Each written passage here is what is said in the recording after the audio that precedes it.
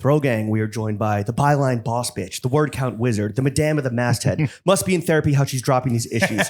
Call her the Mexican army how she's drafting these essays. The walk mean but the talk nice. The copy queen, first lady of the looks, the article admiral, the EIC MVP, putting in that hard work. Yeah, she pitching a content. You icky, no fun sloppy, she Nikki Ogunnaike. Your clickbait is brick takes, her drip make pricks break. Digital content, get the dough and cream, that's that Eclair. Oh, you're not fucking with Marie Claire? How about you Marie declare these nuts? All these top stories but no subhead. She puts the OG in blog. Not a little boy, but when she pods, she goes nuts on mic. Editor-in-chief of Marie Claire magazine and host of the Nice Talk podcast, Nikki Ogunnaike. Nikki, how the hell are you? Incredible. Like really fucking incredible. That is better than I could have ever imagined. I've been waiting for this moment. So it's like, you manifested it. We're going to talk about that. We had to do the Yap agenda. So that's why we're here. We had to keep it going. Yeah. Is that just going to be January or we're yapping all year long? We're yapping all year long, for sure. The Yap agenda. The year of the Yap. The year of the Yap. That was incredible. Thank you. Return of the Yap. Does that qualify as nice talk in your book? That is very nice talk in my book, for sure. Okay. Nice talk or don't talk to me at all. Talk to me nice. Thank you so much for coming through, Nikki. Thank you. The pleasure is all ours. We know as an editor-in-chief, you are a busy woman, especially on the eve of New York Fashion Week. But men's. Wait, men's. Really? Men's. It's men's New York Fashion Week? Yeah, so even so the two farts. There it is. Screaming. We still have a week? We don't It's February 6th. Well, Mark shows February 3rd, so that sort of like kicks things off. That's not we all get dressed for Mark. We always get dressed for Mark. Speaking of which, Nikki, let's do a quick fit check. What did you wear to pod with us today? Okay. Should I start from earrings? Should I start from... The world is yours. Okay. Where you want. You got a lot of earrings. I do have a lot of earrings. I have 12 piercings, 13 piercings. So the mix is like measury. There's some 14 carats in here. You guys know 14 carats in LA? Just diamonds. Absolutely. We've got some Maria Tash in there. Yes. We love Maria Tash. We do. Right here. Perfect. Just the one. I like you showing off your one. Just the one. I'm like, that's sweet. That you can see. I went back to try because I was like, mate, I kind of want, inspired by Jalen Hurts. I was kind of like, I want some bigger Maria Tash joints. It's so good. It's too big though. Going Barry Bonds mode. Yeah. I know, just like one giant. It's like, what do you think of guys with straights with 2 rings, 2 small hoops? Yeah, I mean, it's not for me necessarily. All right. Say less. It's not for me. I had a moment where I took all of my earrings out and I was like, shit, my face looks just like so boring. And like, I can't do this haircut and have no piercings. So I feel like everything needs to go together. Like we had to put the earrings back in. When you run, because I know you're a big marathoner and runner, do you just leave everything on? Everything is in. I usually run in, and this isn't even on purpose, but I usually end up running in some sort of like personal jewelry. Oh, okay. Yeah, and earrings and everything. You're like a wide receiver with the fucking tennis diamonds on. Absolutely. Yeah. Got to stay fly regardless of the activity. I mean, whether fly I'm when running, you run. Yeah. Exactly. So sweatshirt actually is Athleta because I'm hosting an event with them this evening. Oh, nice Shout plug. out. Sponsor. Exactly. Though this will come out and we will be long gone from Well, then, don't worry. We'll figure it out. It was a great event. So many people. It was so sick. It was honestly. Justin Bieber was there. It was Exactly. It was incredible. That's your dream guest. And Haley Bieber. And Haley Bieber. And the baby. She's in New York right now. Oh, is she really? Yeah. Tell her to come For the by. event. Obviously, for the event. The pants are Nilly Lotan. Okay. And then the shoes are Jordans. They're the Yoon like ambush. Oh, cool. Oh, right. Yeah. You can see the swoosh Shout out flying Yoon. off the back. And then the jewelry is vintage Cartier and Tiffany and measury. What about that big old Oh, yes. piece of The outerwear? coat. The coat is a sample sale find from Prada. Oh, nice. I know. It's a men's coat, actually. Acquired in Milan? No, in New York. Okay. They have like an incredible sample sale here, which I don't know actually if I should be saying that. Sounds like broke. Have you been to the outlet in Milan? Because apparently that's like worth the trek. Yes, the outlet in Milan is really good. The outlet outside of Paris is really good. Like, hold on, but the sample sale here in New York, is that like, if you know, like insiders only? If you get an invite. Invite only. Got it. If you get an invite. Right. Gotcha. Gatekeeper. Not me, Prada. Was there a bag or some winter accessories? There's a balaclava over there. Chic. That's Janessa Leone. Is that the biggest women's trend of this winter? Is the balaclavas? The shiesty for women. Exactly. The sheesties. My boyfriend wears he's a bike rider, so he wears a shiesty all the time. He's like, what? Like, why is this? But so like the new cashmere to you? balaclavas and like Absolutely. hood Yeah, they love the Gillets it's like and shit. yeah, exactly. All of that stuff. Shiesties for her. Yeah, sheesties. Sheesties. I love it. And the bra and panties. Oh, bra and panties. Bra is Notori. Okay. Panties, Amazon maybe? Some like random Amazon brand. Like who knows? Yeah. Not Skims. Prime. Not Skims. Oh, wait. Well, this is a show that is brought to you by. Yeah. Guest Guest opinions She are my said own. that. Are the host Guest own. Nikki said opinions that. are my own. Or cut it. I don't know. It's up to you No, guys. we'll keep it in, but you just know you're talking to two Skims lovers. Really? Yes, ma'am. Skimmers. Oh yeah? Mhm. Yeah. For sure. That's it. What? They don't sponsor the video. They also wait. When is this coming out? All good. Anyway, moving on. Moving on. You're We love sipping on Skims. You're sipping on a Topo Chico. What were the Sunnies? Oh, Gucci. Men's. Nice. Nice. I love wear a lot of men's. clothing? I do. Yeah. I like a lot of I think this stuff often design wise is better for men's. And, Really? like, yeah. No. It's really, I don't know. When I worked at GQ, they like the boys there introduced me to like a whole bunch of new sort of brands. And it was like The advertisers in the magazine. Gucci. like Gucci. So love much that. cool So spawn new. color. Ferragamo. Totally. Although Ferragamo slaps. Yeah. Yeah. Especially the new shit. Woo. But I don't know. I think the men's stuff, I don't know. I just find it more interesting sometimes. So you'll go to like a men's boutique and just shop straight up, or I'll go to a men's boutique. I'll go to like the men's side of like the whole men's store sample is my sale oyster. parent. Yeah. I love a sample sale. Yeah, because half the time that coat I found like a little tag in it, and it was clearly the runway sample. Oh, wow. That a guy wore, and I was like, okay, great. Like that's a tiny man who was wearing that. if it's Prada, yeah, that's a very tiny that's man a who was wayfish wearing twink that. walking down the runway. So it's great. It works for me. It just buttons the opposite way, but no one even. Who cares? Yeah, who gives a shit? All right. Fit check, drink check complete. I believe. Well, it's Topo Chico. Sipping on a Topo Topo. Chico. Mhm. Fit check complete. Now drink check complete. Let's get into the meat and potatoes of the only podcast that matters in addition to nice talk. Nikki, who is Marie Claire and why does she have a magazine named after her? Marie Claire is that bitch. No, I'm kidding. Marie Claire is Nikki's that bitch. Period. Marie Claire, when we think about like who we're writing for and like who that woman is, like the PR answer is she's a woman of style and substance and power. And like that's sort of our top line. But when we think about who we are like covering and who we are writing for, like she really is that kind of woman. Like she cares about world events. She needs to get dressed and look good. She's like a C-suite exec kind of woman or wants to get there. And so everything that we serve her, wherever it is just to make her life easier. You're describing Nicole Kidman and Baby Girl. Absolutely. I want to be Baby Girl. Who doesn't? Yeah. We don't have a carpeted room. Sorry. What's Do you have a cup of milk? maybe You got to put that on your rider ahead of time. Yeah. Sorry. I just put I could get you a saucer for the Topo. I don't know. Spoiler alert. What separates Marie Claire from other women's magazines?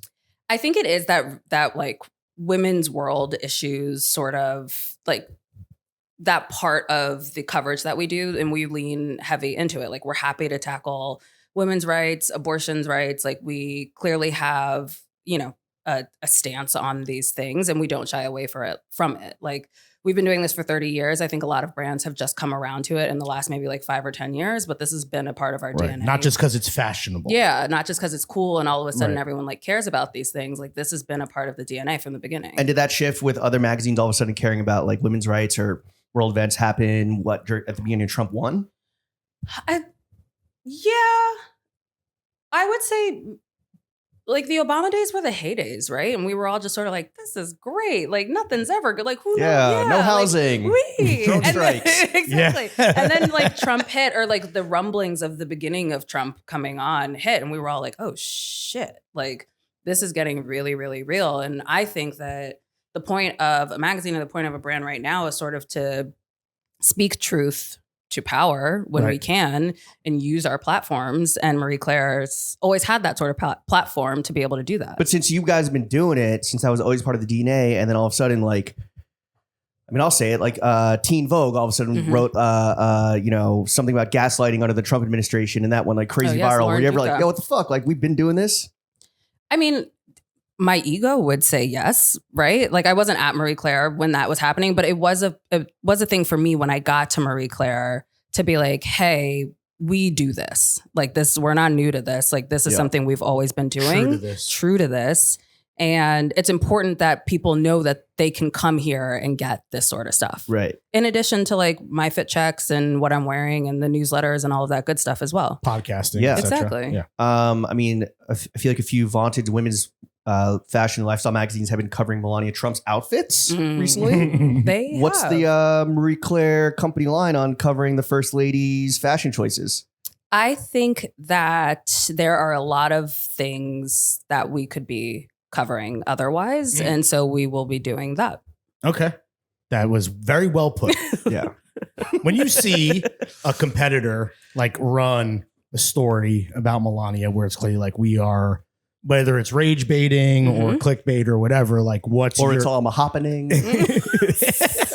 The fuck was that? Is your just like the choice of, yeah, sure. just the choice, Yo, shout out the copywriters, man. Come on. But is your like Sheena headlines are tough. You think Sheena from Vanderpump? It's Sheena, right? That has it's all happening. Like you gotta rework that. It's all happening on your forearm tattoo. Yo, pay Sheena.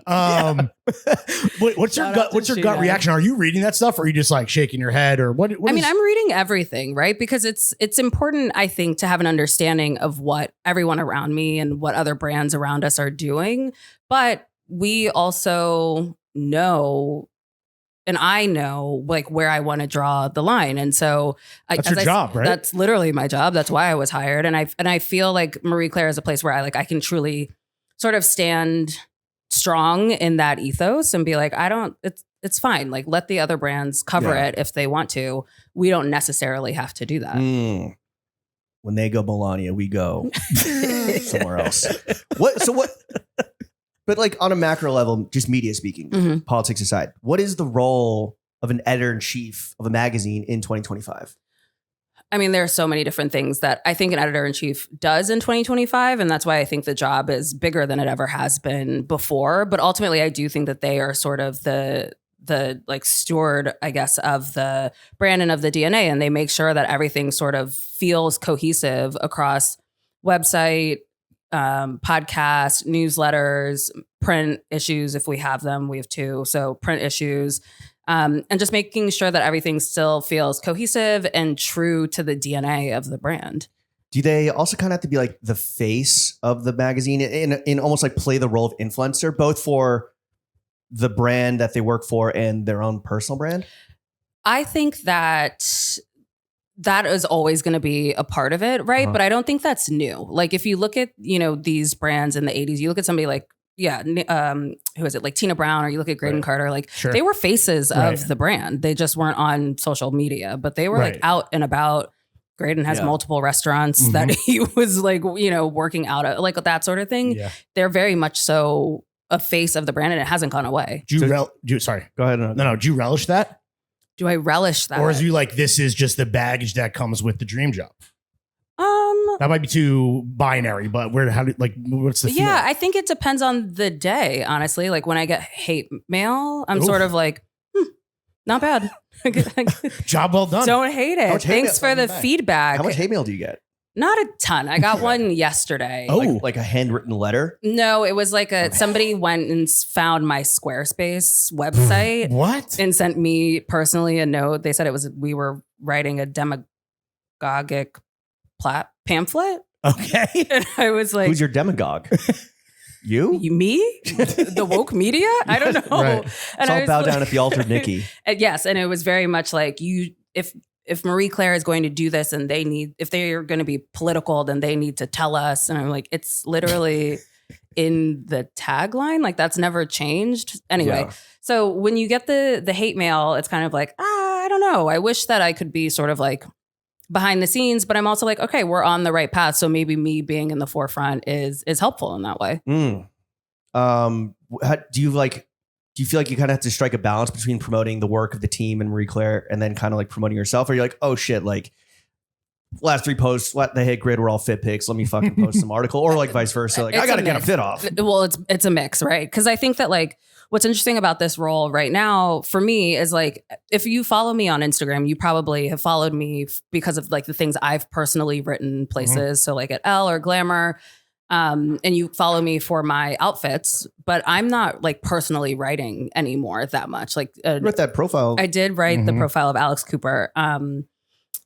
But generally, I'm not writing that much anymore. So people aren't coming like for me, Nikki. Right. I would expect them to come for Marie Claire. And so it's important for me to show off the work that the team is doing because it's really good and they work really hard. Well, then here's a question. What performs better, the Fit Pics or Marie Claire editorial? Does anything perform now on social? Unfortunately not. Is anyone seeing Have you been adding music to your posts, Nikki? have I been posting carousels? Yeah, I'm doing everything, like trying. But yeah, like, I don't know. I think that on social, what I actually have been seeing perform is the clips from the podcast. Oh, nice. Oh yeah. People like the video. Reels. They like the interview. They love Reels. The Reels agenda. People love it. So that has been working. But everything else, I'm like, is this thing on? Hello? Yeah. Do you see yourself as like a podcaster? Like straight up? Like, because that's how we I would self-identify, like 'cause to. We don't really do much else. I would like to be seen as a podcaster. I love it. I think Yeah. it's so fun. Nice Talk has been such a fun outlet for me. I get to talk to really cool people and spend an hour with them and just sort of like shoot the shit, which is so fun. Who's been, and this is a question we get asked all the time. Who's been your favorite guest so far? How long have you been doing it, first of all? I've been doing it for about a year now. Yeah. Okay. You think it's hit its Welcome, stride? sister. You think it's really like you found your groove? Yes. Yeah. Only like, so we've been doing it in seasons, but I think we're going to go only on. Jealous. Well, here, No, actually be talk to careful. me. Be careful what you wish for. Truly. Okay. So we've been doing it in seasons. Each season is 12 episodes brought to you in part with a partner, a sponsor. But there is an opportunity to go always on, which means 50 episodes. No. You said it. Always. How Do you want to many- be always on? How much? Feels like a lot, but also feels fun. What's the break between Question mark? seasons? Couple weeks, Oh. a month. It feels fun because you haven't had to do it. Because I have a yet. break. Yeah. Because I have a break. Our advice, we kind of regret, not to make this about us, but it's our show. But give the advice. We regret not being a seasonal show. Really? Because And so what would seasons look like for you guys, do you think? I don't know. Because we kind of like booking's tough. Mm-hmm. Finding room in everyone's schedules. It's always like a, how's Tuesday? How's fucking Thursday? Yeah. We did that dance, right? Yeah, we did. And then I was That was fucking wrong day. Thursday. It's like, see you tomorrow. You're like, it's on Thursday. Oh, yeah. See you Thursday. See you fucking Thursday. I panicked. I was like, oh shit. Did I say Wednesday? No. But I don't know. It's tough. I don't know what that would necessarily look like. Maybe like we took maybe 3-4 weeks off from guest episodes around the holidays just because we couldn't book anyone because everyone's on holiday. On holiday. And we're real people So that we- would like to spend time with their families. But we started working and recording again on January 3rd, but it's like Damn. that stuff didn't come out until January 12th or something. Yeah. Because we just had to like stack and go to Miami. Yeah. Well, and go to Miami. Yeah. That's Just to the get some crucial. stone crab. Let's That's not bury what the you lead had here. to do. We had to go to Miami. Exactly. Yeah, it's a definitely be careful what you wish for a situation. But listen, if that changes the bottom line for Nice Talk, So that's the thing. I think it would be helpful to have more just out there. I think, the brand Marie Claire for a while was really quiet. And so in the last year or two, it's really been my mission to get some heat around it. Do you feel like you're get making noise? I think so. Make a noise. I gotta make some noise. Yeah. I think that it's been important to get some heat around it and get some eyeballs on it. And one of the ways to do that is through Nice Talk. It's through newsletters. So yeah, we kind of have to go all in, I think. What clip went the craziest? Like which guest and what Oh my what did they God. say? There are two. So one of my favorite guests thus far is Lena Waithe. Mhm. She came on and she talked about not having imposter syndrome, which I think is something that a lot of women struggle with. But she was like, I don't have it. I've never had it. Fuck And that noise. Yeah, exactly. And so that went super viral. And then the other thing that's going viral right now is a clip with Ashley Tisdale. I guess she stole the entire wardrobe from High School Musical. hell yeah. So she was telling me about how she has everything. And Did you have to that's wait until the statute of limitation was up before she talked about her grand larceny? It was like, so That's I a heard felony. you took all of the wardrobe, which she's like, yeah, I have it. And I was like, well, what are you doing with it? She's like, I don't know. I thought I was going to wear it all. And now maybe I'll give it to my kids, but it's just sitting in storage. But that She has, earned it. Yeah. I mean, 3 movies. Right? Who's been your least favorite guest? Who sucked? Who sucked? A wet I don't think blanket. anyone sucked. But you guys watch Roni, Real Housewives? Old or new? No. I watched a little bit of last season. I haven't watched this season. I've heard mixed things. I actually was at Watch What Happens Live. Oh. Oh. And a question was asked to Andy, yo, what's up with Roni? Yeah. And he admitted, he's like, the ladies know they got work to do. Oh, really? Yeah. Okay. Shape up or ship out. Wow. Yeah. The But Jenna calls for a Lyons is recast. at this point, that's who we're amazing. there for. Jen is really good. Raquel is really good. So I bring it up because I had Bryn on my podcast earlier. He's been the and lightning rod of a lot of talk. She's had a tough season. And in the moment, I really liked talking to her. And I was like, listen, Bryn, like, I get it, right? Like I can see, I've watched a lot of reality TV. So I can see how she would be a lightning rod and why.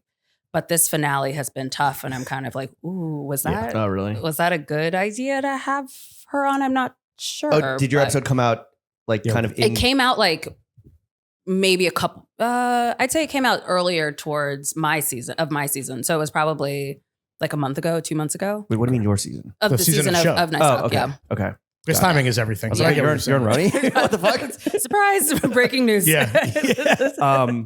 Well, I mean, yeah, I think like speaking of like reality TV, we talk about social media, how you got to put yourself out there and present multiple facets of your life. Is there anything in your life that's off limits that will never hit grid? You probably won't see a lot of my boyfriend on grid. Philippe is in the neighborhood. You live in Bed-Stuy, right? Mhm. So you probably like I've seen him in a shiesty possibly on his bike. possibly riding his bike around. But he's like, I'm not your content. So. Oh, wow.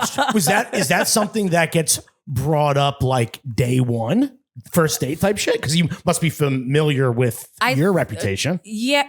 You know, he wasn't Oh, okay. actually when we've been together for a while. We've been Mhm. together for 10 years. So the reputation has like sort of grown as the years have gone You've on. changed. Because you have a great man changed. behind you.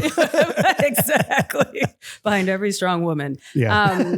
So he's just kind of like, I'm not big on social media just in general. So you probably won't see a lot of him, which is like fine. No one needs to see him. Is he your fit pic taker? Is he your Instagram boyfriend? Begrudgingly. Yeah. Begrudgingly. Most But he of them takes do the it best begrudgingly. pictures.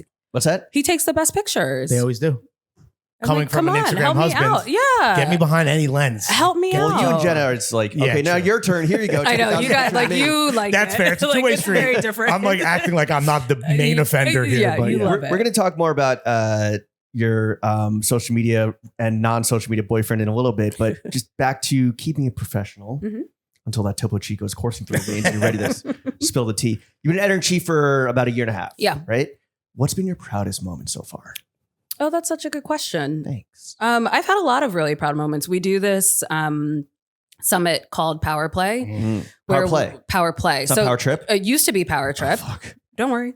It used to be Power Trip, but I rebranded it when I got here to Power Play. And our mission. So the reason that I wanted to rebrand it is because I wanted to do smaller moments that did not rely just on the plane, which is the Right. trip part, taking people back and forth across the country. Mhm.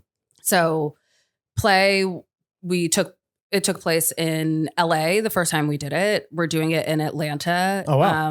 in May. Sick. And so the idea is to like travel, like the editors go into these locations and get to know the people and the women in that space and really bring the event to them rather than making everyone travel to either of the coasts. You democratized it. Yeah, exactly. You So that's bring been the really power and important. play to you. Exactly. And what do you do? So it's a mix of things. We usually start with some sort of either this last one we had Rupi Kaur do a poem reading for us, and then we did a breathwork exercise.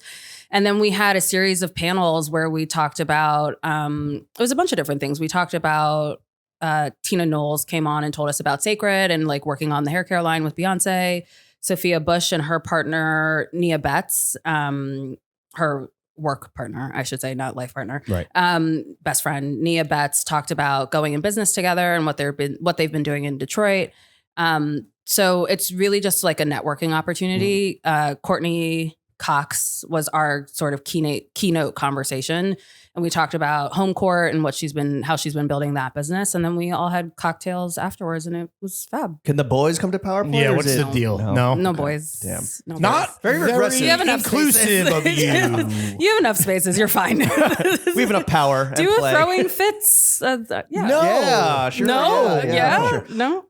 This like experiential events that have like sponsors powering them, is that low key kind of like the future of media, or at least a necessary component of a media business? I think it's part of it for sure. As print becomes sort of in flux. Like who knows what that's going to look like. And I do think that people want to get off their phones, get off their devices, connect in person, have community, like we've sort of talked about with New York Fashion Week and all of that.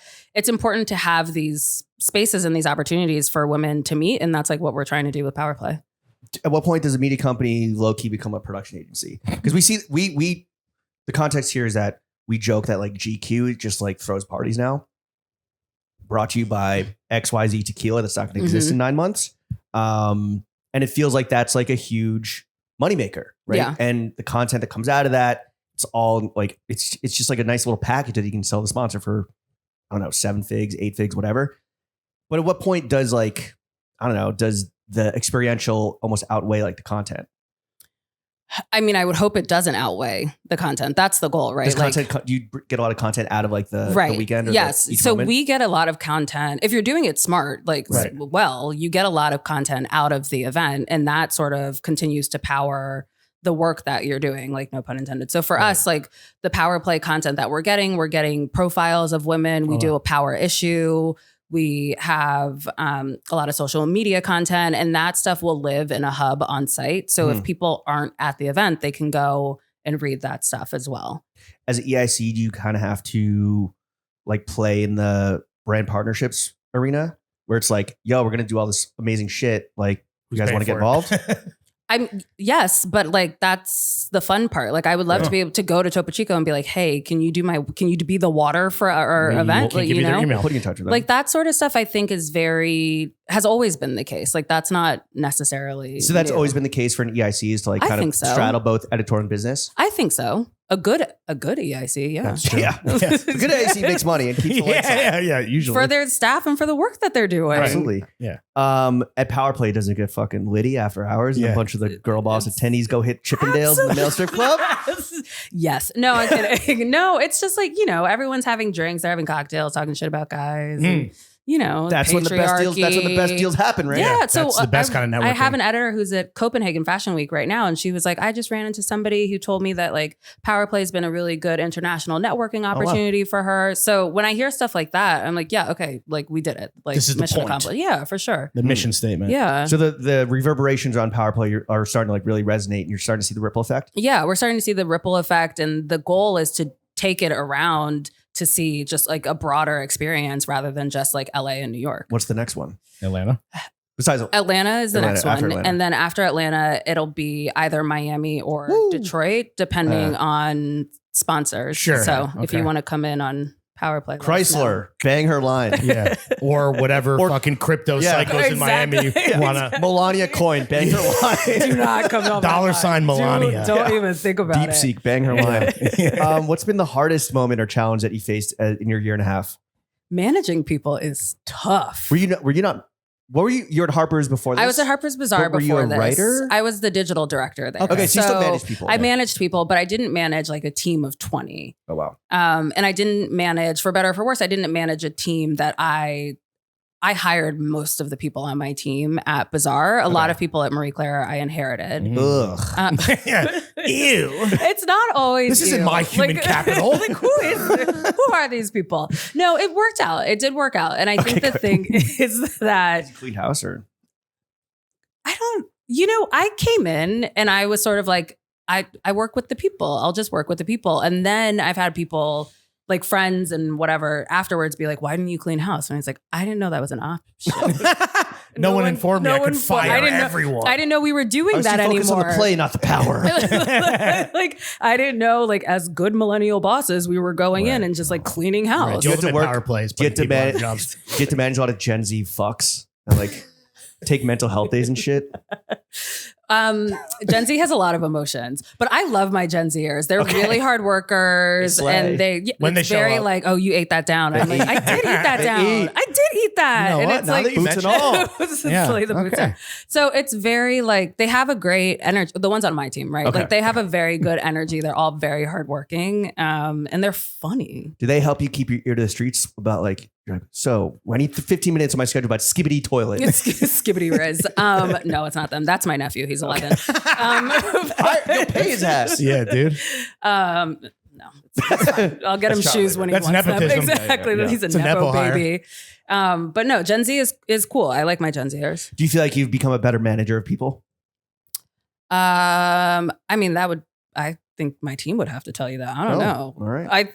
I think so. I think like I'm a really fair and honest. Weigh in the comments, team. Weigh in, be nice or else. I think that I think that I'm a very fair boss. I think I'm very straightforward. I'm sort of like, it's not even about being like no nonsense, but it is very much is like, I'm going to tell you what it is.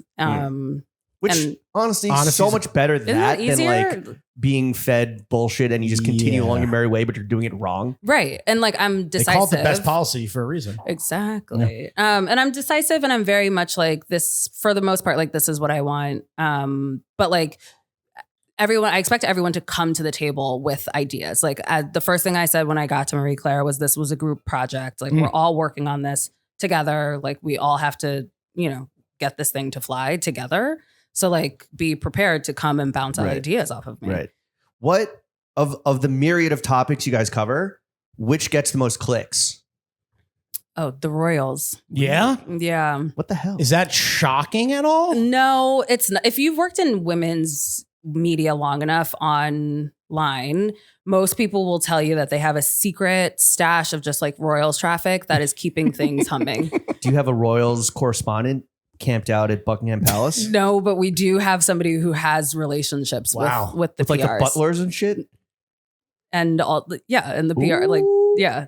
Ooh. Yeah. She's good. She knows the people. That's they know her. Beat. They her reach beat out. is the Royals. Celebrity and Royals. What just happened with Harry? Something just happened, right? He like settled a lawsuit or something. Oh.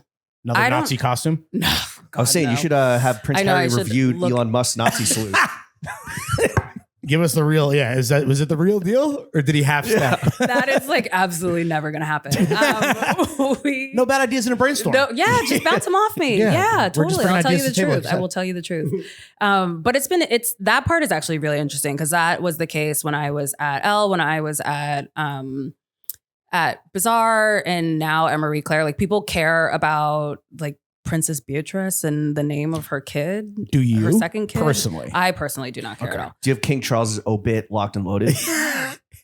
Oh. All sausage fingers. You should, right? We should. Yeah. Who knows? Who knows? But we do. I mean, there are shells, as we call them. We get things ready to go. That's definitely a part of the strategy. Got to be prepared. Who's the latest obituary you drafted?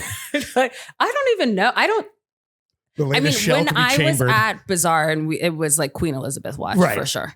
That's probably it had been for many years. Who was it? Wait, who was it? Someone died recently and they'd outlived their original obituary writer. David Lynch. Oh, really? Yeah. Of course. Wait, that's crazy. Yeah. I mean, that's so Lynchian. Was it David Lynch? I don't know, but that sounds so. He was 89? No, if someone that 79? died. I don't know. Well, if he had emphysema, right? So I think he was 79. Yeah, I don't think he was as old as the Queen. Maybe Elizabeth Taylor. Jimmy Carter. That's who it was. Jimmy Carter. Of course. Two of his obituary writers. Oh, damn. Fucking flexing nuts at their funeral. Show up to my biggest hater's funeral just to flex, dude. What topic gets no clicks but is still important to cover and still care about? Fucking women's rights. Politics a little bit. I think that we just sort of like we fight that good fight. We know we have to fight that good fight, right? But it's like when we do something, it's the duty. It's like, okay, Project 2025, like it's here, it's coming for us, and people are like, "What's Princess Beatrice baby's name?" And we're like, "Project 2025." What is the baby's name? What is the baby's name? I have no clue. Actually, I'm like, Kippington. That's none of my business, honestly. I feel like there is a narrative now where it's like the resistance has been like non-existent compared to 8 years ago when there was like, the Million Woman March, like the Pussy Hats, people were like up in arms. And now it's people are just kind of like from a behind the chart beat perspective. Is that the case in terms of like traffic and what people are reading? No, I think that's more the case of like the outrage on social media, like people who were making that sort of content on social media. Like we will always do that coverage, whether it gets clicks or not. Like we'll always do it. But being able to analyze like actual readership, are you seeing like less interest or engagement with like educating yourself or fighting against, the powers that be? I mean, I'm going to be really honest with you. Those weren't our top charting things anyway. So like, I don't really care. So maybe this Either narrative way. of people kind of not giving a shit about America, Pax Americana coming to an end and Project 2025 being implemented is like maybe true. I don't know that it's true. I just think that it's not necessarily going to do like it'll get maybe 10,000 uniques versus like 1 million uniques, right? And so that's the sort of thing, the like dichotomy that we're dealing with, but that won't stop us from doing it. It doesn't deter you from doing the duty as we've been saying. Yeah, for sure. Yeah. Which, it shouldn't. I'm just saying, like, you have a unique perspective where it's like, oh, here, I can actually see what people are like reading and clicking on. Oh, yeah. No, and spending time everyone with. wants to know like what the haircut is, what the, the, I don't know, What the fucking what baby's Prince name William is. is doing these days. But Why doesn't Prince William go to Turkey and get a hair transplant? that's the good question. You should have him on, ask him about it. That would be great, actually. That'd be the first question we asked. Yeah. You'll have to post about it on Marie Claire. Absolutely. It'll do gangbusters. Yeah. What do you think are like the pitfalls of modern media? And then what is Marie Claire like? How do you avoid them? Because you've been in this game for so That's a good fucking long. question. I think the pitfalls of modern media currently are being scared of the sort of like, or having like it's a genuine fear. I understand it, but there is a sort of like the oligarchy, the broligarchy is like real, and sort of navigating that is tough. And I don't know if that's necessarily like a pitfall, but it is something that like everyone is going to have to deal with. And so getting scared before anything actually happens, I think is a huge detriment. Right. Let's wait for Jeff Bezos to buy Marie Claire Please. before we get scared. And then we'll see if he runs it into the ground, but not a second sooner. Have you had, sorry, not to keep going back to this, but like, have you had like anti-Zuck or anti like stuff be like shadow banned or suppressed on Facebook or IG? You're like, yo, why the fuck isn't this doing numbers? Well, who knows, right? Because will they ever say if I'm being shadow banned? Like, no, of course not. I don't know. There's but it's interesting to see if you're not playing in like the rage bait, or if you're doing like a very measured sort of story on Project 2025, how that could like possibly flop on Instagram. But if you're like, this is going to ruin your entire life for the next 50 years, then that would probably do better. Yeah, it's flopping on X. I'll tell you that much right there. You ain't seen that one time. What isn't flopping on X? Racism. That's slurs, true. misogyny. Yes, misogyny. all the good shit. Yeah, we love it. All the funniest memes. Well, here's a question about media. So you guys do 4 digital issues a year. You do 2 print issues a year. We hear, yo, print is back. Print is dead. Is print back or not back? Which is it? I mean, print is, period. That's great. Print exists, and that is like what it should be. Like print can't be the end all be all, and that's sort of how we ended up in this situation in the first place. Like brands would have done better and sort of thinking about an entire ecosystem, and that's what we're doing when we talk about experiential and Pods, newsletters, all of the things. It's like, you need to create the ecosystem. You guys know this, you do this. Like, you need to create the ecosystem. It can't just be print. It can't just be your website. It has to be everything. So print hub is. That's actually like that's the answer, right? But is print still a necessary part of the ecosystem? I think it is. I think it's it's sort of like a marketing tool. It's sort of like, merch to an extent, if it'll just sit on your coffee table. Right. Yeah. And that's how you get marquee talent, right? You got to offer absolutely. up that cover, like the celebrities still want print. Celebrities are still print only. Because it's a flex, dude. But why? I don't know why, especially if everything ends up online anyway. That's fair. Yeah. Do you have a dream cover star? Ooh. Oh, totally. Rihanna. Yeah. 1000%. That'd be a banger. Yeah. Do you think Rocky's gonna be okay? Ooh. I don't know. I also don't know. Do you think he should have taken that plea deal and jeopardized his Gucci and Puma contracts? No. And versus facing 24 years? Do you think he's going to get 24 years? I think that's what he's up against. Have you been following along? Like the testimony like a little is bit. pretty damning. The one piece of news that I followed along, Real Housewives Beverly Hills. Yeah. Erica Jane's son had to testify. Really? Yeah. How was I think he was like, the officer, like some sort of, he's somehow mixed in. He's a cop? Yes, he's a cop. What? The son of a billionaire housewife is a cop? But the son of, it was not Tom Girardi's son. Okay. Interesting. Mm-hmm. Anyway, so that's like the most that I know about. Well, this Rihanna case, was in the courtroom sitting next to Rocky's mom. is what I saw recently. That's her man. Yeah. She got to stick beside him. Yeah, that's it's actually going to be really interesting to, not that we need to talk about this too much. I'm really curious to see how this is going to go. Same. Because he took a big risk, which I get though, because obviously he's not making music, so the endorsement deals are really like the livelihood. But then again, it's like you got Rihanna, Fenty, got Fenty money. That's not his money. Oh, true. I mean, Did they sign a prenup? I guess they're not married, right? They're They're not married, so that's not his baby money. mom status. Yeah. What would you do with Rihanna? Like, are you how involved are you with the covers? Very involved. I don't know. Rihanna's the kind of person that I would, talk to the stylist. We'd talk to hair and makeup team and be like, what do you guys want to do? How do we want to create this experience together? I think that she would probably come to the table with like a bunch of ideas, I think. So yeah, whatever. What do you think of this weird cottage industry where it's like the cover star controls almost like the narrative, whether visually or editorially, like completely, and the magazine is just like, here's the real estate? I think it's really tough. I think what we got to take some power back. Like, and I don't know that magazine editors necessarily can anymore. I don't know if it's like too far gone. Yeah, but it should be a collaboration between both parties. Ideally. What about the editorial side of it, where it's like, oh, and they're being interviewed by their friend or a fellow celebrity? Listen, sometimes which works for interview, but like exactly. but then for other cover star or cover profiles, it's like, what's your favorite color? It's like, who cares?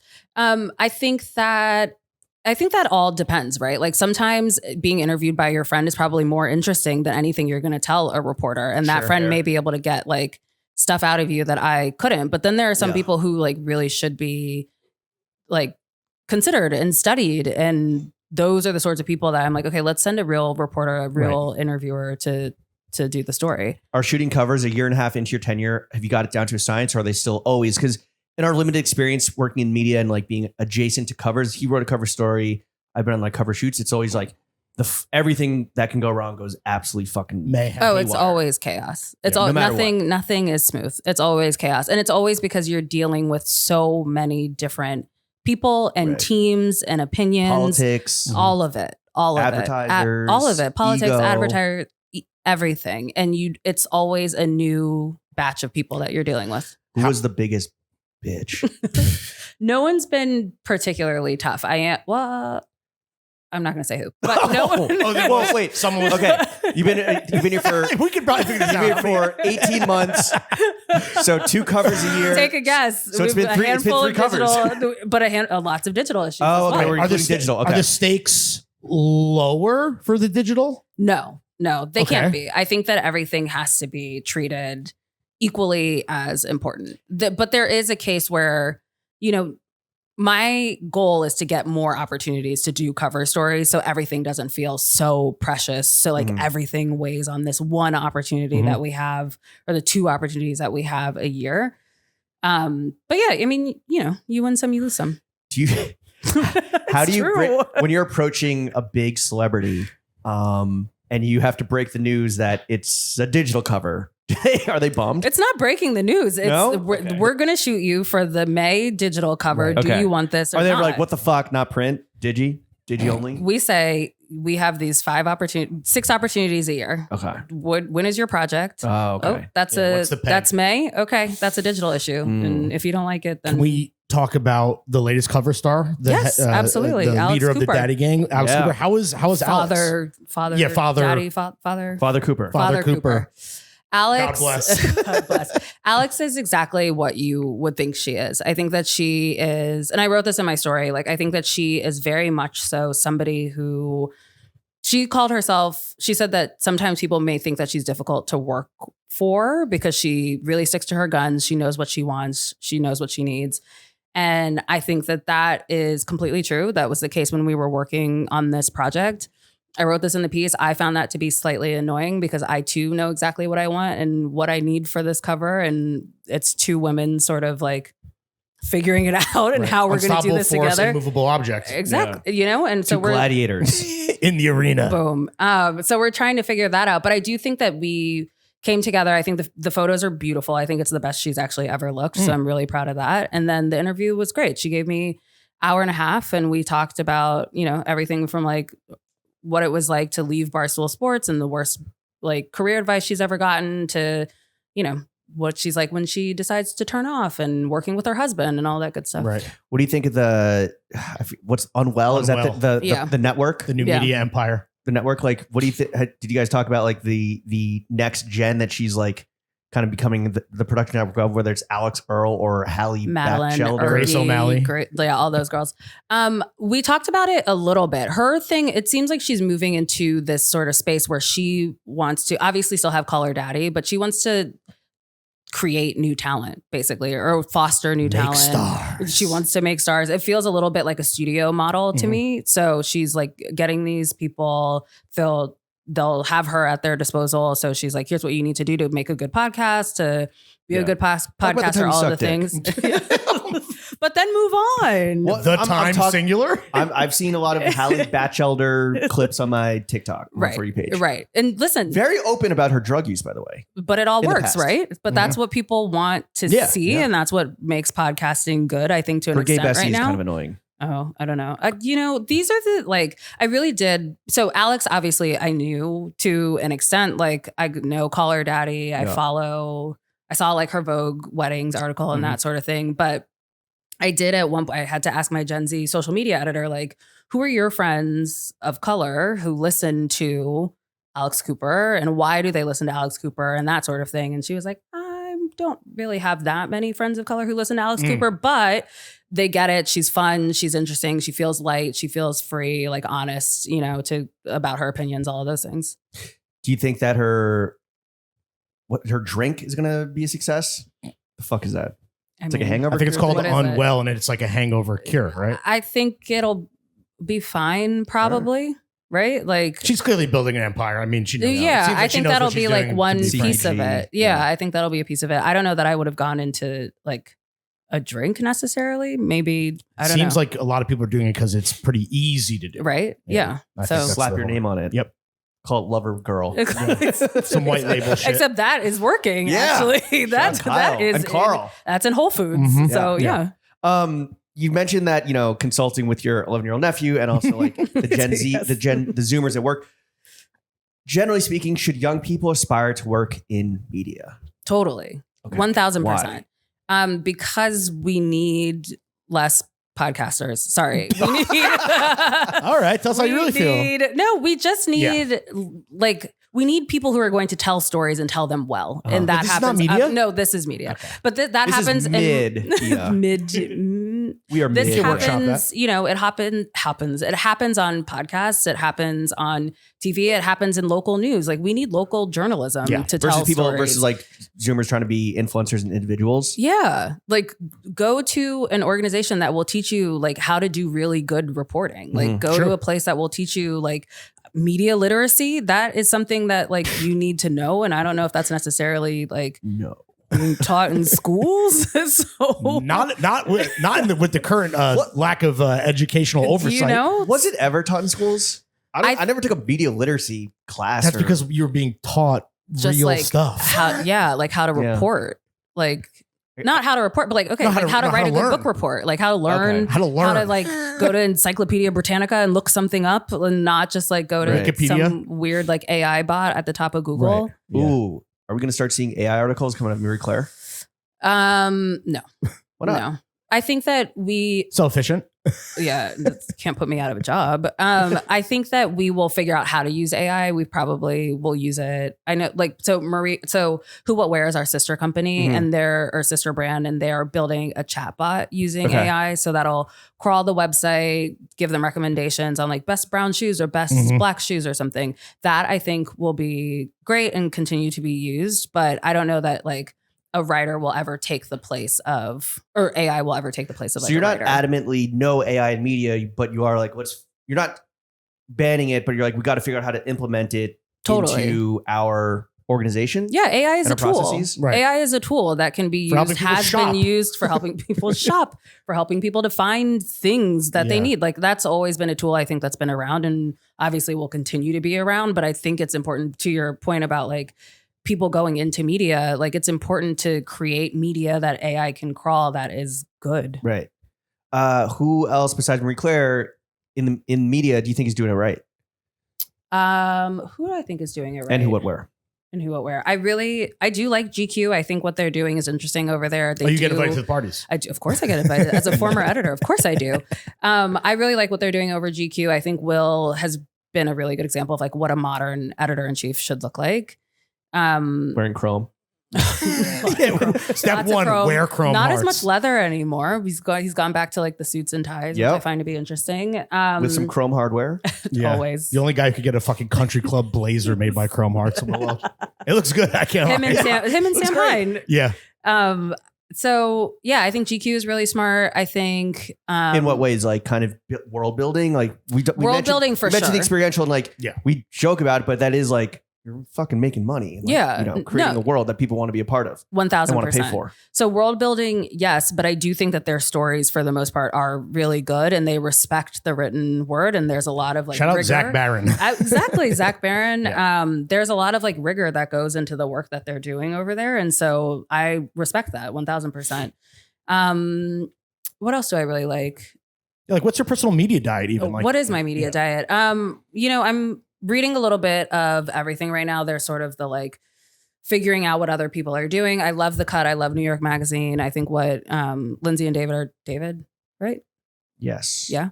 We'll have AI fact check that. AI will confirm. I think what they're doing is incredibly smart and a part of the blueprint of At The Cut specifically, or all New York Magazine? All of New York Magazine. I think. Shout out Brock. Yeah, for that cover story on the young. Did you like that? Okay, right. I was talking to somebody about that yesterday. What did you think? Did about like that the article? Story? Yeah, it's fascinating. I texted him. I was like, "Yo, like, you're very brave for going into these places where people are strapped up and wasted. Yeah, and in a fucking gunslinger celebratory mood. Like, props to you, bro. Yeah, I was talking to a few people about that story, and then the story that Emily did, similar to Brock's story about going into these spaces, and we couldn't. I was like, they're getting a lot of flack for it, but the writing, I didn't read Brock's, but I read Emily's, and the writing felt a little blasé, I guess I would say, but I wasn't sure if that was like a bad thing or a good thing or how we should be covering like the these tone, things now. like Yeah, the straight up. tone for sure.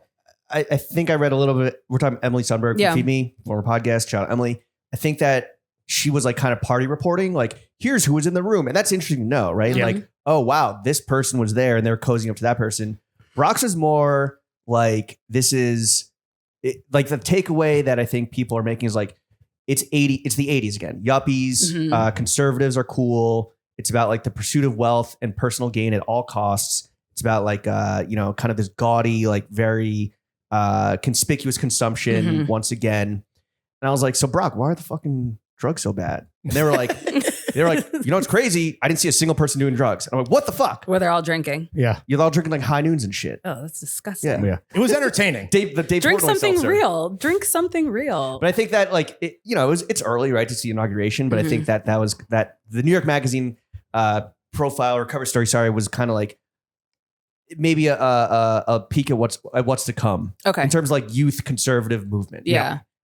I mean, being the establishment. Right. So when we talk about like the point of media, right? Like those sorts of stories I find to be the point of media, to give like a critical snapshot, and when I say critical, I don't mean like one side or the other. I mean just like really thinking about it, like a thoughtful sort of beyond superficial, beyond the surface. Yeah, exactly. Of like what is going on. And so I think that oftentimes media brands like a GQ or Marie Claire or whatever, New York Mag, like they get that access because these places still want to be a part of this establishment. So we get that access that like other places may not necessarily get. They claim that like, there's this media psyop, but they want that. Of course they want attention. it. It's Yeah. an attention economy. Like Trump is like the failing New York Times, Right. but he won't stop talking about it. But I will say to the story that Brock wrote, it was extremely entertaining. And this is easy for me to say as a straight white man, but for me, I'm like, I'm going in, it's like, I want to be entertained. And it was absolutely. It's one ticket to the freak show. Yeah, seriously. Yeah. Straight up. I guess the thing of media though is like, when do we stop looking at it as a freak show and like do something about it, or like be like, this freak show's gotten way out of hand. I mean, to me, it was eye opening. It's like, oh shit, like they are very much just like, yeah, we fucking won.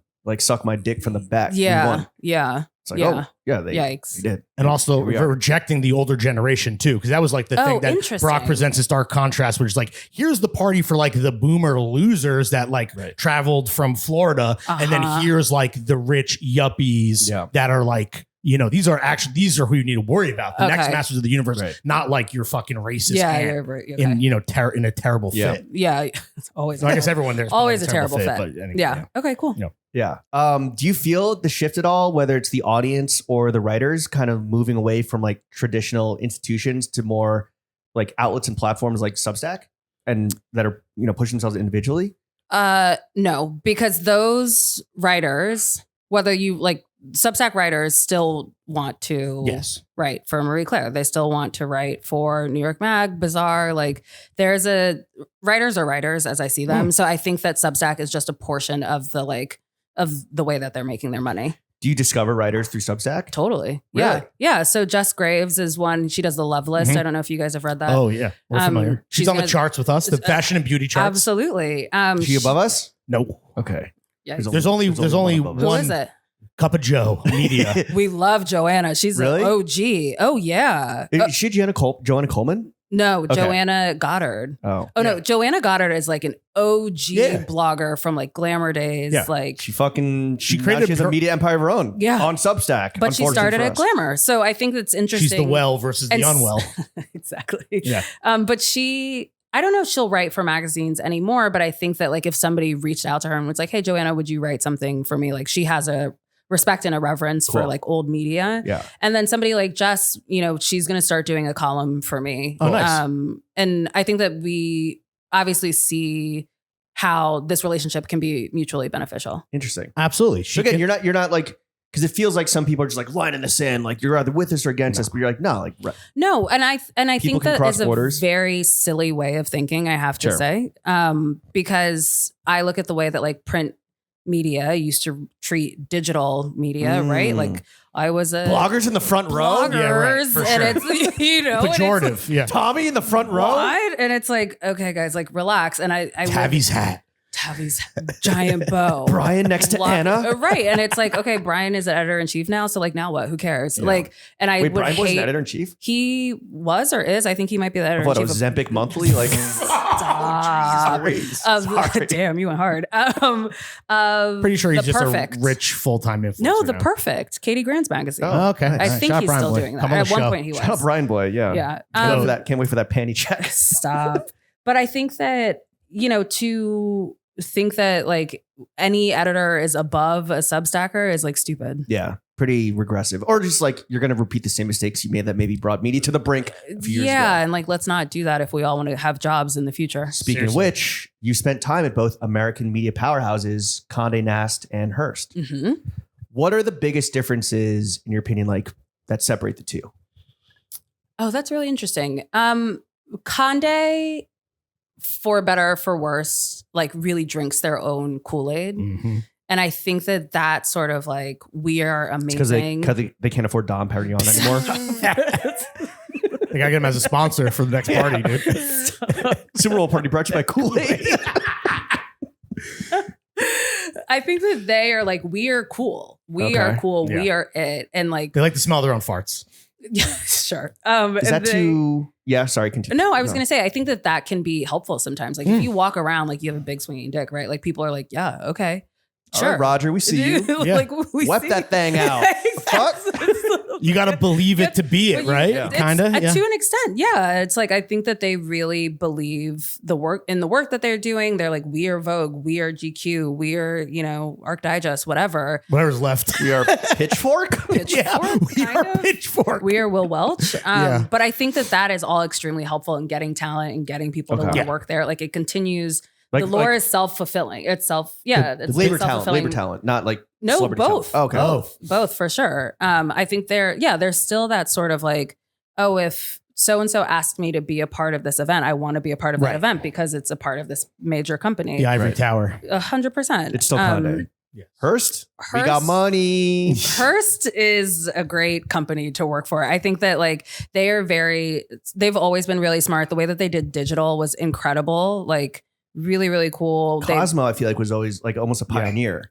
100% and a cash cow. Like Yeah. Cosmo makes a lot of money for that company. And it was always nice to be able to go to a company that was like, not necessarily sort of like the politics were just a little different, right? It wasn't necessarily Internally speaking. Yeah. It wasn't necessarily about, I don't know. Clout. Yeah, I guess. Like, yeah, it wasn't necessarily about clout. It was more about like just doing really good work. Backed by Hearst venture funds. Backed by like all the things that Hearst owns. Yeah. Right. So like when you diversify in that way, yikes. They had a big interest in Sackler and something. Really? Big pharma. Yeah. Yikes, I didn't know that. Hey, who didn't? Come on. It's America, baby. You know. But I think when you diversify in that way, that's always helpful from a business standpoint. Who had the better cafeteria? Hearst. Yeah. Okay. 1,000. Well, actually, let's say this. So Condé 4 Times Square. Okay. That you weren't at One World Trade? No, I was at both. Okay. Fabulous. Great cafeteria. Condé, World Trade, no. So Cutting corners. Hearst, great. Okay. Through and through. Who had better perks? I think that all depends on like the brand that you work at. In terms of like the corporate The- card and expense account and all that stuff. Yeah, or like what people will give you. So I don't think that like the people who work at Vogue are necessarily getting the same, or I don't know, people who don't work at Vogue Are not getting the are same getting shit. this, you know what I'm Exactly. saying? Totally. Yeah. Oh, Pitchfork? Yeah, GA tickets. No, they're probably getting No, great they're tickets, getting, right? but they're not getting free sneakers. Right, they're not getting like the drip, but they're getting front row seats. No, Sure. Yeah, VIP. Yeah. Artist pass. yeah. Who had better parties? Yeah, Hearst doesn't like really throw parties. What about like a company holiday party? Ooh. Which got crazier?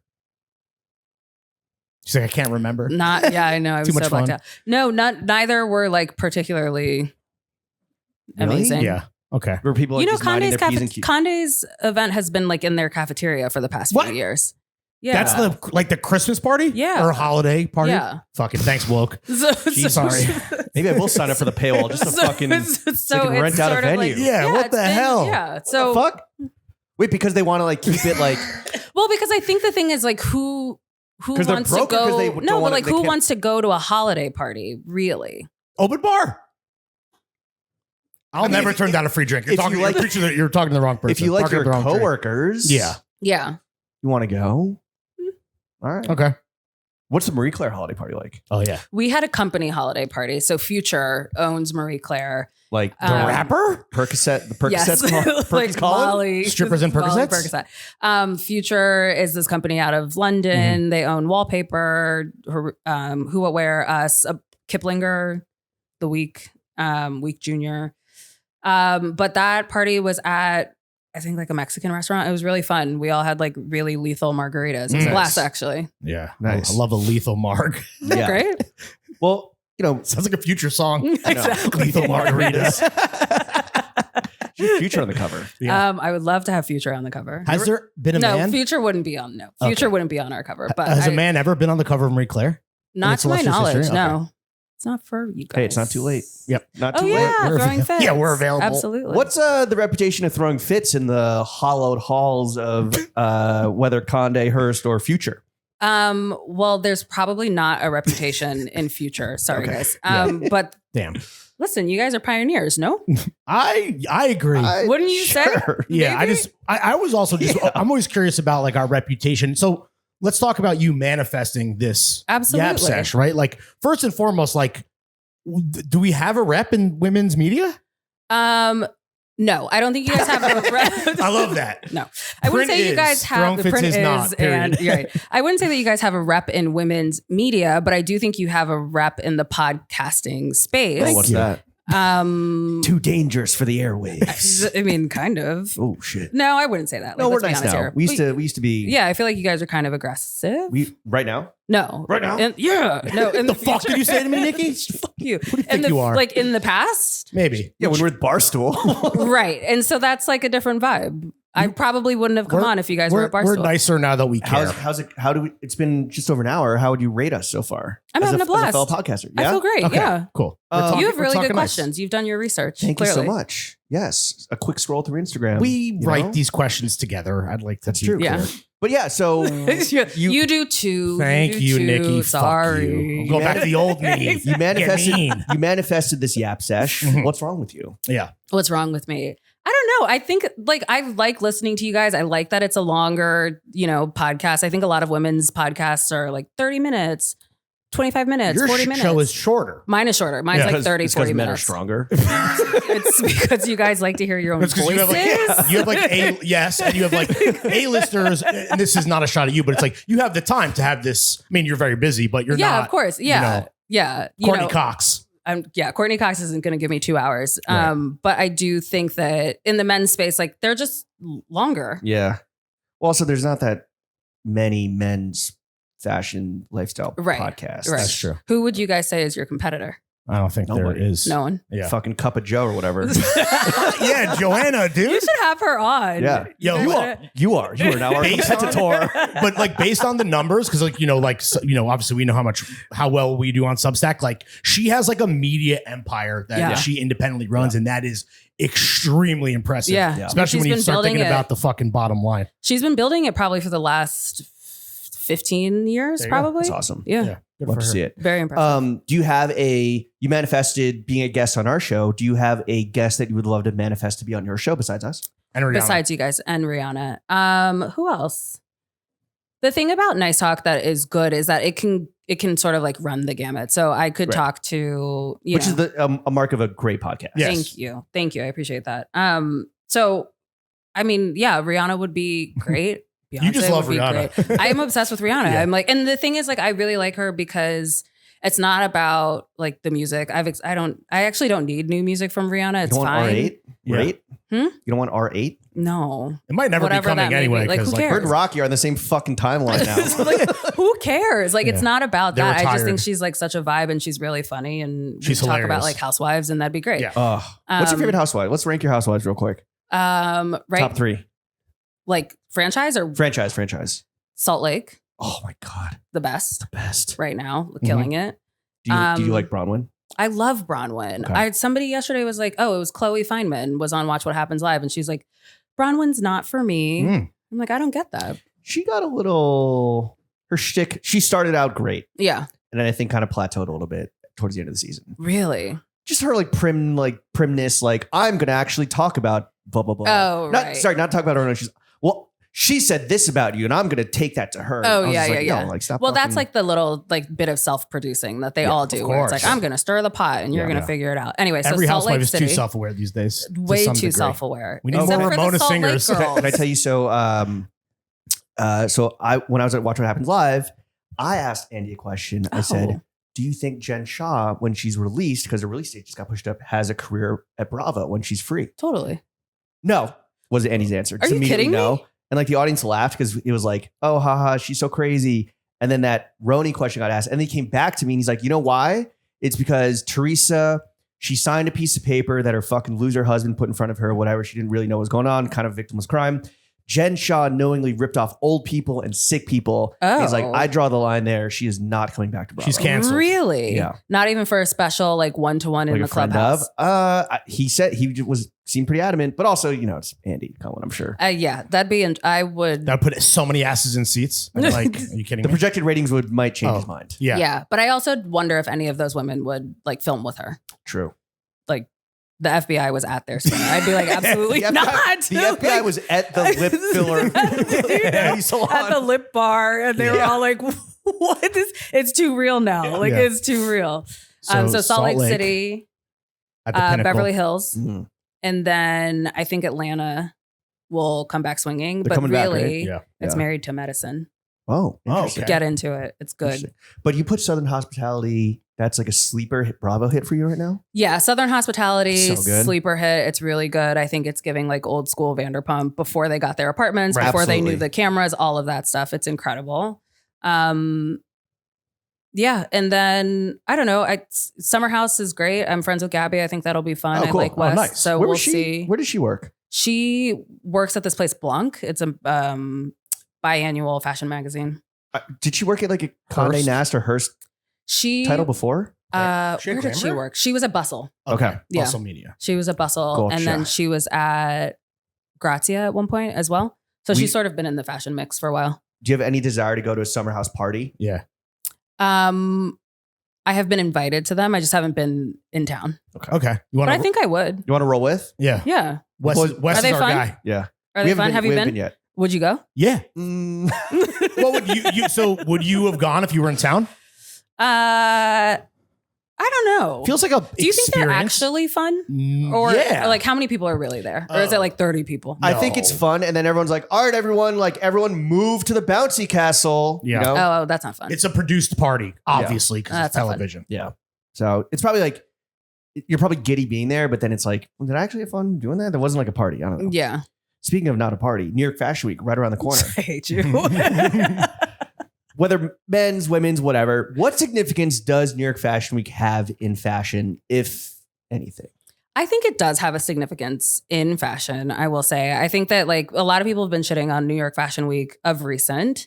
But I think 5 minutes before we started with us. Like right before you guys. No, but I think it's been sort of like the sentiment. What is it for? Why do we do it? But I do think that it's an opportunity for these brands to like really show off what they're doing. And like, it may not have to happen in a giant show experience, but I do think that when everyone is around for that week or two and we're all in the mood to do these things anyway, we can like turn up for these brands and support them. Is it on the women's side of things? Because on the men's side, it's like, okay, there's some must-sees. And yes, like a lot of people are in town. It is somewhat combined with like market week. So you have a lot of like showrooms and buyers and store homies in the mix. On the women's side of things, is there like emerging talent that is bubbling up?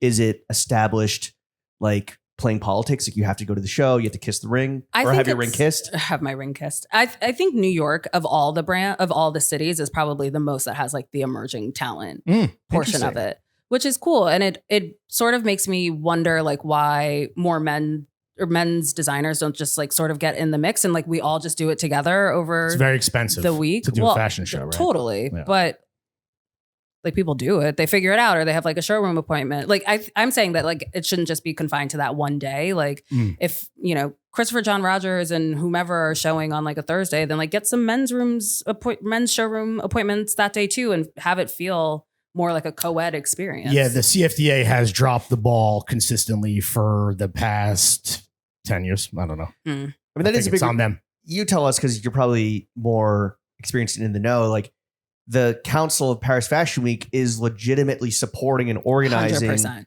that entire 100% institution. Whereas like New York, it's like scattered, it's all over the place. If New York Fashion Week branded itself as the place for emerging talent, it feels like it could maybe, you know, have more grip to it and more like, I don't know, energy. But if you're emerging talent, you can't fucking afford to show in New York City. Yeah, it's sad. That's really disappointing. I think that, you know, the only part that like we can do sort of like the three of us in this room and anyone like the people who are in this mix is just like continue to show up. Yeah. Support. And to support and be like, well, at the very least I care. Yeah. Right. Yeah. Well, I won't be here. Where are you going? I'll put the fucking team on my back. Yeah. Carry it. Like normal. I'm going to Uganda. Oh, that's incredible. Yeah. For what? See some gorillas, Love. see some humanitarian work. To see some, like, you're going to witness see humanitarian. some, You're not going to do you're it. I don't think You're they're gonna like, from I don't afar. think they're like, yo, yeah, we want this fucking fashion podcaster to build this school. No, they collapse and kill dozens of children. Build a Hell no. podcast studio in Uganda, please. Teach them how to pod. Yeah. Each Are one there- teach one. Yeah. Are there trends in fashion you think need to fucking stop right now? I They can't suck. talk about personal style like anymore. What You're- you're over it. Writ large. Writ large, the obsession with finding your personal style Preach. rather Oh. than just like living a life and letting your clothes come to you and figuring out how clothes fit into your life.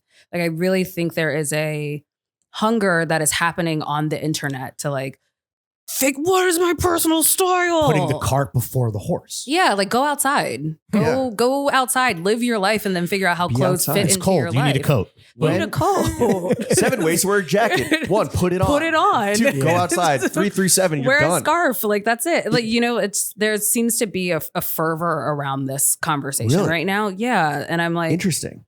it's not that deep. Guys. What are they like? What are the dominant like through lines on the women's side of this? Like, find your personal style. It's everyone thinks that they should have personal style. Okay. And Do then you disagree? I just don't think that it's that deep. Mm.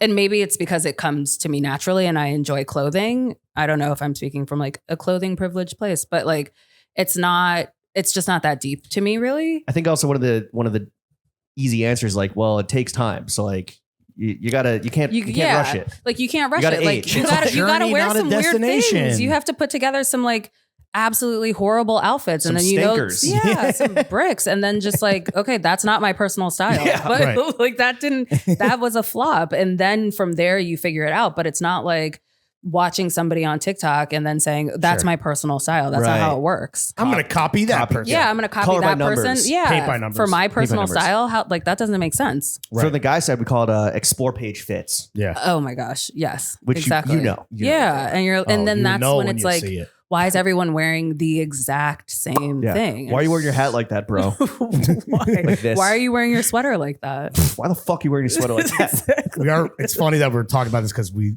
You guys are a matchy matchy. We're Look at dark you, denim, little another cutie. fucked up. dark Yeah. denim boots and some chunky knits. This for sure. happens every so often, and it's not Embarrassing? great. You guys into it? Nah, No? I don't give a fuck. You? He looks great, I'm just trying to promote young designers of color, Connor McKnight. You and know? me too with Caro research. Yeah, exactly. You're thinking me too. Or Kartik research now. He changed it. Kartik research. Yeah, not Shout out manufacturing. Kartik. Yeah. Anyway, What about trends you love? That you want to see more of? What do I want to see more of? I don't know. I just think like on the flip side of the like hunt for personal style, I think it's more about just like living your life and taking time with your wardrobe, not feeling like you have to buy every single trend, like that sort of like really not necessarily under consumption, but like an appropriate amount of consumption, you know? can't be your only hobby shopping and buying. Right. clothes. Like finding, like leading a fulfilled life and then fitting clothes into that, I think is something that people love that. should Yeah. continue to agreed. do. Do you on the women's side of things, because this has been kind of a recent development in the men's wear scape, is that like the trend, the micro trend, one is a media psyop, just to like get clicks, and two, Totally. and also a retail psyop, and two, you know, obviously directly related, it's like a single item. Like Right. boat shoes are a trend. No, that's a Buy shoe. the boat shoe. That's a shoe. Right. Like, Right. Quarter zips are a trend. Buy the quarter zip. right. And it's sort of like, am I supposed to wear the boat shoe for like one season then be over it? No, Like excuse me, no, 1 week. 1 week? Yeah. Like micro trends is something that I hate. Hyper and micro. I like the hyper like activeness of these trends, especially on TikTok, where it was like Right. poo poo core is in, and now it's What? like, no, I'm kidding, but it's like blueberry Dress muffin like shit. A lot of core, y'all on that trend. or it's like stroke, you know, But like it's literally blank core. anything whatever. core, Yeah, and it's yeah. like Would have been some recent ones, some actual recent ones that what are like some you were like, recent the fuck? ones? I the one that like was the nail in the coffin, I think, that really killed this sort of like core's lifestyle was Mob Wives. Oh, yeah, the mob core. wife aesthetic. Like, that's the Mob Wife aesthetic. I think that was the last one that everyone was like, you know what, we're Was that done this past here. summer? That was this past winter. Okay. I think everyone was like, that's enough. Yeah. We're done here. You know, I'm Like, seeing a lot of dress like shit core. yeah, A lot, exactly. a lot of y'all on that. Pile it all. A lot of y'all on shit core. riders out there. We see you. So personal style. I mean, do you think that have you ever had a style phase that you look back on and cringe?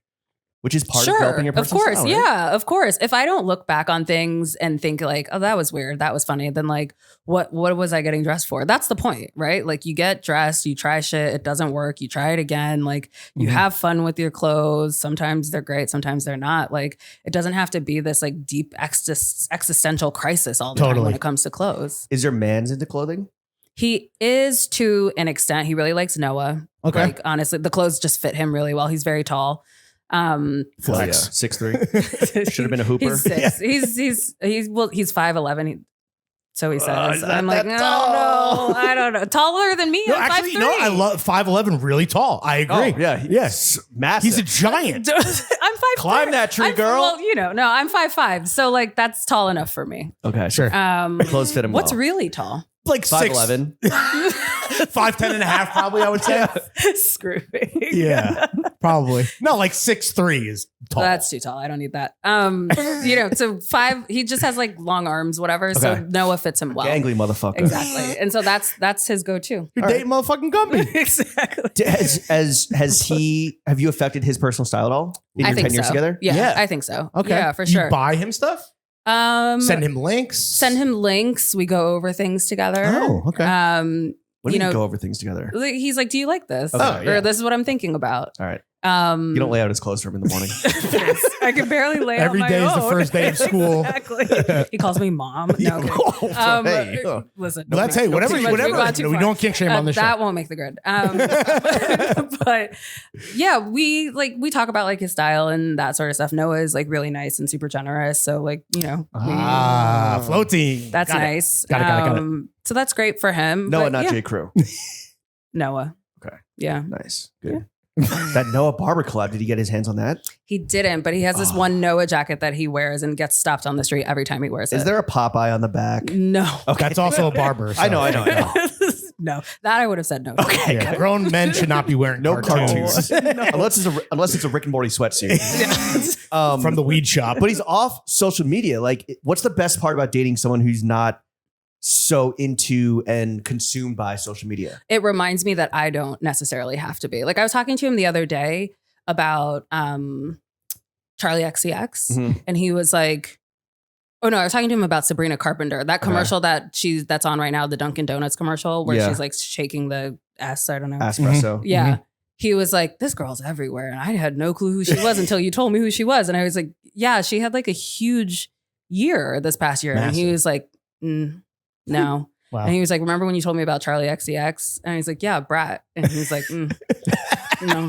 He's like, I like that album Vroom that she came out with. And I was like, what? So he's a hit. He's like, oh, he was early on. 2017 or whatever. He's just like, So it's like a blissfully unawareness. yes, it is fabulous. It's so amazing to watch and see. He's just like, I don't need it. Wow, I can exist without this. Independent of it Could be a all. real person. So it's Yeah. grounding. It is. It's extremely grounding because it's, I spend a lot of time on my phone or I'm like, Yeah. Does he get after in you about all of that, it. by the way? Is that always, like, okay. Always get off your phone. Were you kind of looking for someone who wasn't like, because that's always like, oh, dream man, like 200 followers. Was that like a requirement when you were on the market?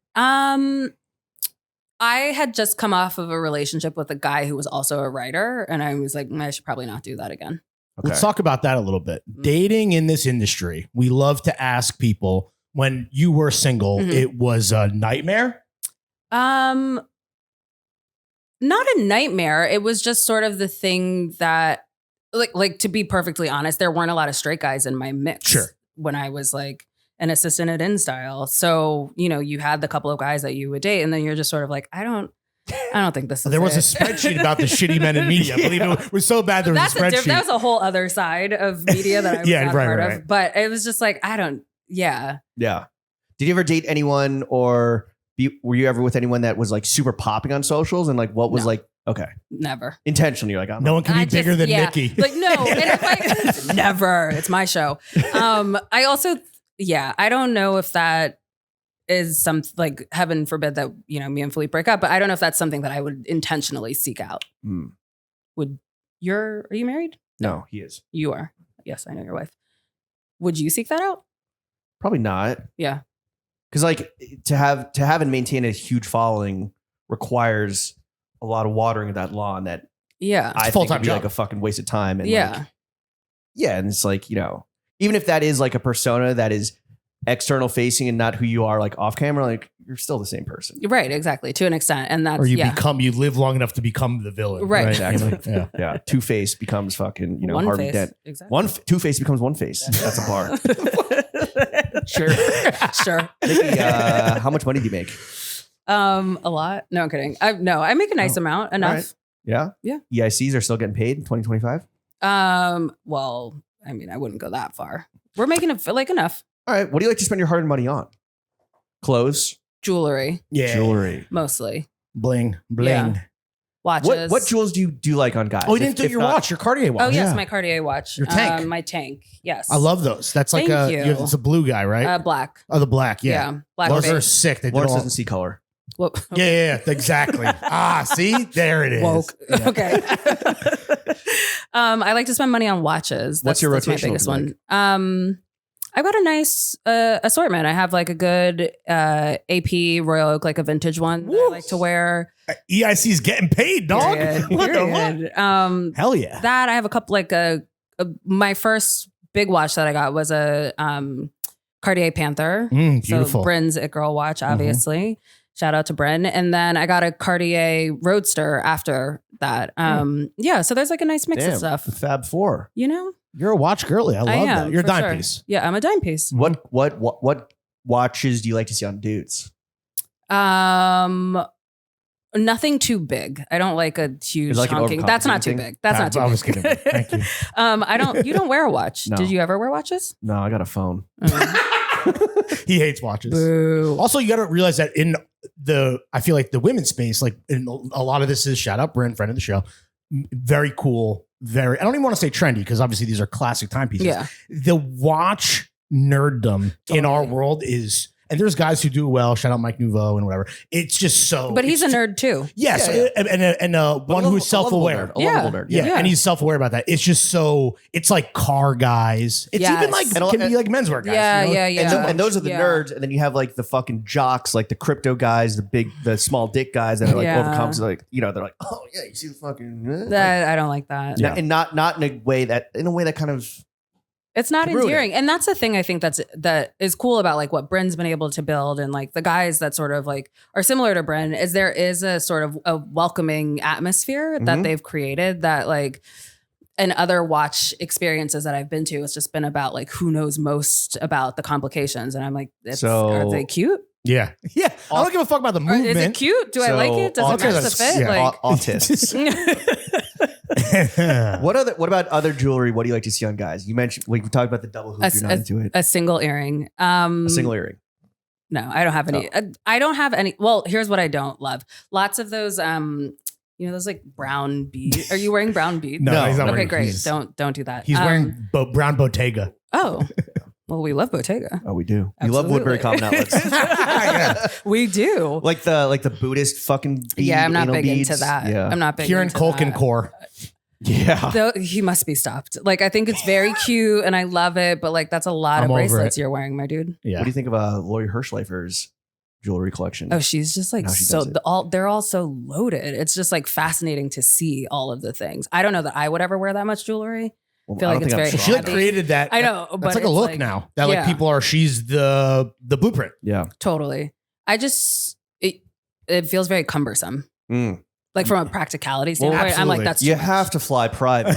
Well, absolutely. Like she's not taking the train anywhere. I'm not like no. You know, she's not riding the subway to Long Island. No, so she's not on the LIR. Watches, jewelry, anything else that I spend my money on. No, that's kind of it. Your man's travel, food. Oh yeah, eating out, food, drinks, like that sort of. Yeah. Do you have a spot that you're not going to gatekeep everything? No, I'm like any given night, not any given night, but like you'll often find me at Saragina. Like it's around the corner. Yeah, it's around the corner from my place, so I'm like there often. There's a lot of great places to eat. Yeah, so it's a lot of like bedside. The like New York restaurants. I'm was talking to somebody about this last night. Manhattan. Manhattan. I want to like try Corner Store, but I know if I go to Corner Store, I'm going to be like mildly disappointed maybe. So yeah. So it's just that sort of thing where it comes to like the food, like dining experience. Like there's nothing worse to me than having a bad meal that I've paid for. Oh, so because your expectations weren't in Are you okay if the food is mid, but the vibe or like the... No. I want good food first and foremost. Yeah. Don't give me a loud room. Don't give me... It's too loud. Like I need good food. Yeah. And good acoustics and good lighting. Good acoustics. And good 100%. company. Good company. Yes. I'd like to eat by myself sometimes. It's fine. But what's you like eat by yourself at the bar? At the bar. Hell totally. yeah. What's your bev of choice these days? Dirty martini, blue cheese olives. Filthy. Who are you? Who is fucking every girl all the girls on all the girls on Alex Cooper's every podcast. dumb fucking bitch. Filthy fucking martini. Well, I do like a martini. Me too. But I like a mezcal Negroni. Okay. What's the martini order? I don't want to say it now. Sorry. It's dirty, but not blue cheese olives. Those are gross. That's disgusting. I hate blue cheese olives, but I want an extra dirty to me. vodka gin. Gin. Okay. Hendrix. Yeah. Nice. You know. So one to two Floral. of those. That's about it. Okay. 1 martini, 2 martini, 3 martini, floor. Martinis are like tits. One's not enough. 2 is perfect, and 3 is too many. 4 is never happening. 4, please see a doctor. Never to be immediately. seen A medical again. professional. Yikes. In your dreams. I know. Yeah. And then wine. I used to work at a wine store when I first moved to cool. New York, so I'm pretty into wine. Are we still doing chilled reds? What are we? No, or like, no. I What's the am next- even more basic, and I'm still doing like an organic, like orange or white. I know. Orange wine? I mean, I it's, I like it. It tastes I'm good. with you. I mean, I even like the Stinky. chilled red. Like, Stinky, rotten. I want my wine to taste like a foot. yeah. As an adult, what's the brokest you've ever been? When I first moved to New York, Yeah. totally. When I was an assistant, like ice cube sandwiches. What are we talking about? no, it was like, I made like eggs for dinner. Right. Or like you hit the event. Like we used to hit the event to and then be able chase- to drink and then chase the sliders Totally. around. Like stand by the door, wait for the Yes. sliders to come out. That's Chase them like Pac-Man, dude. 1000%. I don't think I should know you. Like when they one last slider that's just congealed and cold, and they bring it to you, and you're like, yes, please. Yes, please. Or I used to live right around here, and it was 3 of us in an apartment above that Starbucks on Delancey. Okay. Oh shit. Yeah, Oh, God. exactly. The trenches. The trenches. And there was a $1 pizza place Hell and yeah. also a Subway. And I spent a lot of time at that Subway. Get the foot longs. Split it in half. eat Split it in for half. lunch, for Exactly. dinner. A turkey sandwich. Classic Can't go wrong. move. Thank you for sustaining my 20s, Jared. Jared Fogel, we salute you. Oh, I don't know thanks. what he's up to. Is he doing Is he okay? in jail? I'm kidding. He's in jail for child pornography. For how long? Nikki. Forever? Forever. Oh. Yeah. I knew he liked children, but turns out he really supported my 20s. Damn. Fogel love the kids. Screaming. With that, we've got to ask you last question. Do you have any constructive criticism you'd like to give us? Yeah. The show started with pedophilia, where she goes, not a little boy, but she goes nuts on Mike. Yeah, that was hard as Michael fuck. Jackson. That's a bar, dude. Thank you. It ended with pedophilia with Jared Fogel. Maybe But less. sandwich in Maybe between there- less. sandwich in Maybe between there, there's less a bit- of like a- that. Like a good foot long. I was There's- gonna say. Yep. Maybe less of the pedophilia. Okay. That'd be Okay. great. So I think scale that's- back. I think Okay. that's. Thanks, I think that's Yeah. Nah, a dude. key takeaway. Constructive criticism. Yeah. Because you're a podcaster. Wait, Podcaster, you don't media ask enough professional. questions. Well, it's a play-by, like in sports, right? You have a play-by-play and a color commentary guy. So James asks the questions and I do follow-ups when necessary. Or just interrupt. Can we tell you something Switch funny? No, Why? because when- this is the established operating okay. procedure. Yeah. When we had a New Yorker profile on us in like 2020, and the writer called me the straight guy, Oh, really? and then Oh, okay. Yeah, like a okay. comedy Yeah, wrote- yeah, yeah. wrote straight- Yeah. cis het men. No, but that part. Yeah, but Yeah, you're yeah, very you're like, funny. I'm into girls.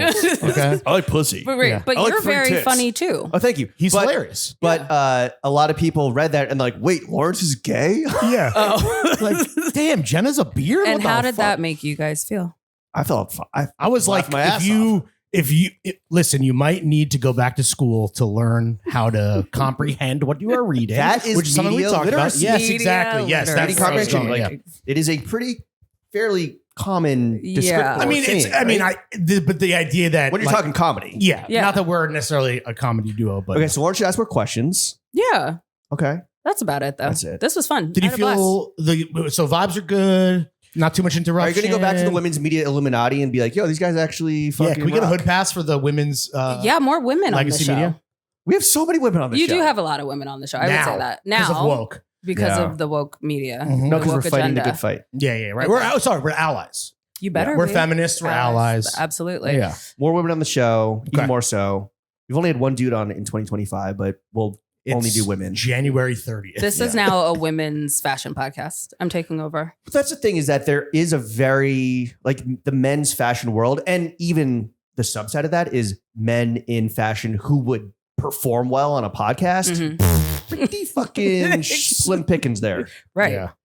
So we do always Yeah, want to be involved in the women's fashion space. It's just like, you guys won't have us. We love women. How do you want to be involved? Oh, invite us to Power Play. Okay. Yo, straight up. We want to be the stars of a women's Put us on only a space. panel. Okay. And people will immediately ask for their money. They'll be back. like, please do not ever do that Yeah. again. Yeah. Unsubscribe. Actually, thank you. Nikki, thank you for coming onto the only podcast that matters. Where can the kids follow you? You can follow me on all social media platforms at Nikki Ogun and on. She's a gooner. Yeah. Wow. General Gooner. We finally met her. And It's kind of sick that Gunna is in your name. Yeah. You know, he didn't snitch. And also, I don't either. Nope. Snitches get Thanks for stitches. clarifying right at the buzzer. Because I think people weren't sure if you were a rat or not. All right, so Nikki Ogun, NIKKIOGUNN. OGUN. OG, One what N. did I say? OGUN, sorry. Yep. I get it right. And on Nice Talk, wherever you get your podcasts. And Marie Yes. Claire. And Marie Claire, obviously. .marieclaire.com. MarieClaire.com. What do you want to plug? You want to plug the Alex Cooper content package? Oh, yeah. Everyone go check out Alex Cooper. Daddy Cover gang. story. Yes, Father Cooper. Cover of our Mogul issue, January issue, online now. Who else is featured in the Mogul issue? Gloria George. She's a TikToker who has these darkest shade videos. She swatches like makeup on her skin to see if these brands are, you know, making cosmetics for dark skin tones. But like everyone, basically she like sometimes is like, fuck these brands, I don't know what they're doing. And then like Hailey Bieber will be like, hey, can you come help us formulate our products? So Gloria George is in it. Hailey Bieber's not putting on the dark shades herself, no, right? I would hope not. Okay. I would hope not. Wowzers. We talked to a bunch of stylists who were styling women and getting them ready for like the C-suite. Cool. And then people talking about like their power picks. Oh, and Hoda Kotb did an exit interview with us. So she talked about leaving the Today Show. Damn. Shout out Hoda. How drunk was she? She was not drunk at all. Her rider wasn't 8 bottles of Pinot Grigio And a bunch of blue cheese Not stuff off. It's a dirty martini. Filthy. Yeah. Fucking filthy. Like Nikki, thank Shrek's you so bathwater. much. Nikki, thank you for coming onto the only podcast that matters. Chef, take us out.